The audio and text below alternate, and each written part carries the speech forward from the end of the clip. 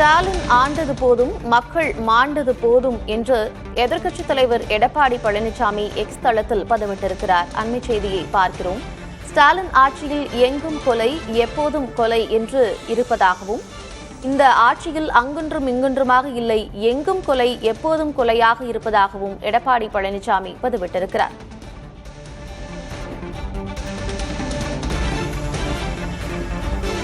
தனது ஆட்சியின் கடைசி நாட்களை எண்ணிக்கொண்டிருக்கிறது திமுக அரசு என்று அவர் பதிவிட்டிருக்கிறார். மேலும் குற்றம் இழைத்தோர் மீது கடும் சட்ட நடவடிக்கை எடுக்க வேண்டும் என்று திமுக அரசை வலியுறுத்துவதாகவும் அவர் அதில் தெரிவித்திருக்கிறார். அண்மைச் செய்தியை பார்க்கிறோம்.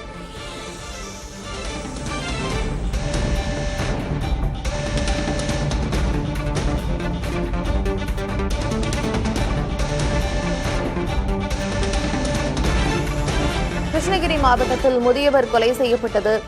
சென்னை திரிசூலத்தில் குடிசையில் தங்கியிருந்த இருவர் படுகொலை செய்யப்பட்டது. தென்காசி மாவட்டம் சங்கரன்கோவில் அருகே விவசாயி படுகொலை செய்யப்பட்டது உள்ளிட்ட சம்பவங்களை சுட்டிக்காட்டி எதிர்க்கட்சித் தலைவர் எடப்பாடி பழனிசாமி எக்ஸ் தளத்தில் பதிவிட்டிருக்கிறார்.